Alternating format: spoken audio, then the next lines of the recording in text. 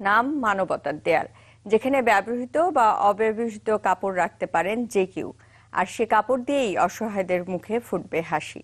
চট্টগ্রামে এমন উদ্যোগ নিয়েছে একটি সামাজিক সংগঠন।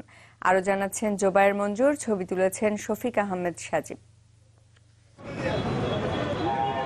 দেয়ালে সারি সারি ঝুলানো ব্যবহৃত বা কম ব্যবহৃত নানা ধরনের কাপড়, যার নাম দেওয়া হয়েছে মানবতার দেয়াল।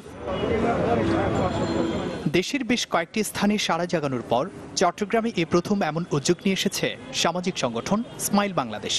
এরকম দেয়াল আছে নগরীর লালখান বাজার, সিআরবি এবং দেওয়ানহাট সহ 5টি স্থানে।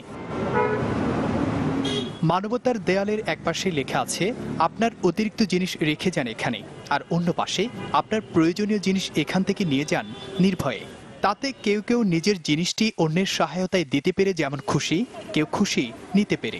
বাসায় গিয়ে আমার কি কি দেওয়া যায় ওটা চিন্তা করলাম, দেন কালেক্ট করে এনে দিলাম এখানে। যেগুলো অকেজো নয়, একদম ব্যবহার করা যায়, মানে ফেলে দেওয়ার নয়, সেগুলো আমি এখানে রেখে গেলাম। খুবই ভালো লাগছে, কারণ আমার কাপড়গুলো এখন অসহায় মানুষগুলো পরতে পারবে, তাদের প্রয়োজনীয় জিনিসটা সে নিয়ে যেতে পারবে। একজনে বলতেছে ওইখানে জামা কাপড় আছে, তখন আমি এসে কে দেখি জামা কাপড় আছে, তখন আমি নিলাম। এই জামাটা আমি এখান থেকে নিলাম, নিয়ে ফিনছি, আমার তো খুব ভালো লাগছে। উদ্যোক্তারা জানান, অবহেলিত মানুষগুলোর পাশে দাঁড়ানোর পাশাপাশি সামাজিক দায়বদ্ধতা সৃষ্টির লক্ষ্যে এমন আয়োজন, যা ভবিষ্যতে করা হবে আরো বড় পরিসরে। মানবতার দেয়ালটা করতেছি আমরা মানবিকতা বোধ থেকে, নিজেদের থেকে।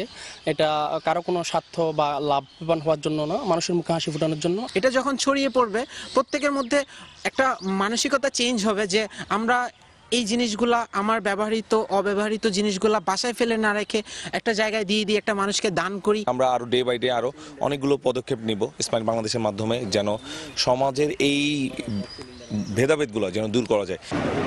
ক্ষুদ্র ক্ষুদ্র এমন প্রচেষ্টার মাধ্যমে মানবতা ছড়িয়ে যাবে প্রতিটি সমাজে, এমন বিশ্বাস এই অদম্য তরুণদের।